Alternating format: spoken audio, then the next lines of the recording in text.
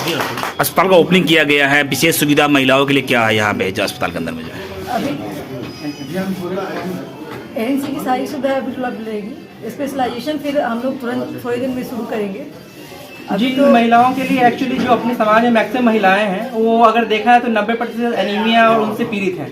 तो उनके एनीमिया, उन्होंने इसके बारे में जागरूकता फैलाई किस तरह से घर पे खान पान की या फिर उनको जो बेसिक मेडिसिन है उनकी या फिर एंटीनेटल केयर जो बेसिकली गर्भवती महिलाएं होती हैं उनके चेकअप या फिर उनके स्वास्थ्य के बारे में भी उनको जानकारी सुझाव दी जाएगी। कई बार इमरजेंसी पेशेंट भी आते हैं, जैसे रात को आते हैं। जी अगर रात में इस तरह के पेशेंट आते हैं तो हमारे यहाँ एटलीस्ट बेसिक उनको प्राथमिक उपचार इस तरह कंडीशन में भेजा है जहाँ अगले सेंटर पे सुरक्षित पहुँच सके या आगे के इलाज उनका समुचित हो सके। आप इससे पूर्व कहाँ पदस्थापित रहे हैं? जी इससे पहले मैं Apollo Calcutta, Apollo clinics Calcutta, Fortis Shalimar Bagh Nai Delhi और भगवान महावीर हॉस्पिटल जो दिल्ली गवर्नमेंट के अंतर्गत आता है वहाँ पे मैं काम कर चुका हूँ। मरीज यहाँ पर जी यहाँ पे इनिशियल डेज में तो अभी जैसे कि हमारे पास सुविधाएं जिस हिसाब से उस हिसाब से शुगर, बीपी, दिन प्रतिदिन के बुखार, थायराइड, आर्थराइटिस के पेशेंट आ सकते हैं। ओपीडी की व्यवस्था हो? जी ओपीडी डे केयर हम लोग भी साथ में शुरू कर रहे हैं जिसको बहुत ही जल्दी इसको इन पेशेंट में कन्वर्ट किया जाएगा। तो यहाँ पे अपना एक ही उद्देश्य हुआ कि अंडर सिंगल रूफ एटलीस्ट जितने पेशेंट हैं यहाँ पे उनको अंडर सिंगल रूफ सारी सुविधाएं मिल सके, जैसे कि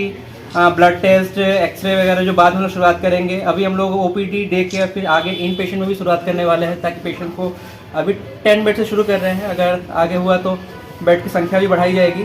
और अपना उद्देश्य यही रहा है कि सब राइट टू हेल्थ रहे, सब लोगों को स्वस्थ रहने का अधिकार है और मिनिमम से मिनिमम खर्च और मिनिमम से मिनिमम परेशानी में सबको यहाँ पे सारी सुविधाएं मिल सके। सर बच्चों के लिए जो बच्चे पेशेंट आते हैं उनके लिए क्या व्यवस्था जी की? बच्चों के लिए कोशिश की जाएगी कि उनसे मतलब उनके लिए आईएमएन से गाइडलाइन जो होती है गवर्नमेंट की बनाई हुई है उसके हिसाब से ट्रीटमेंट किया जाएगा, उसमें कोई बदलाव नहीं होगा। कुछ ऐसे मरीज जो आर्थिक उनका चीज सही नहीं है उनके लिए क्या कर?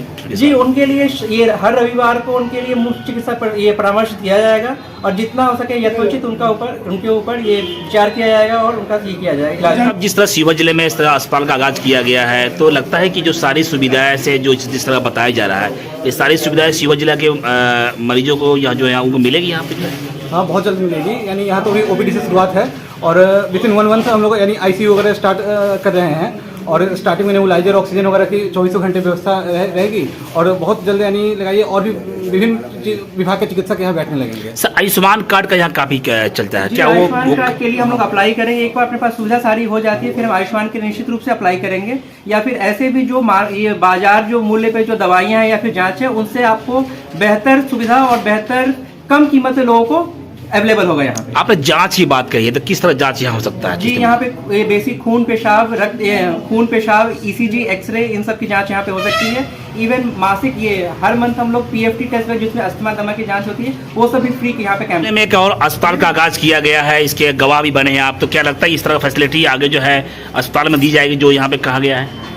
एकदम मिलेगी, जो कहे हैं कोशिश होगा से इससे ज़्यादा मिले और हॉस्पिटल खुलने से सुविधा बढ़ा है, ये तो खुशी का बात है। बस इतना ही। छोटी बड़ी खबरों के लिए आप एमएच न्यूज चैनल को सब्सक्राइब करें, लाइक करें, शेयर करें। अगर आप इस न्यूज को फेसबुक के माध्यम से देखना चाहते हैं तो आप हमारे पेज को लाइक ज़रूर करें और अच्छा लगे तो हमें कमेंट का सुझाव जरूर दें, हम आपके सुझाव का भी स्वागत करेंगे। धन्यवाद।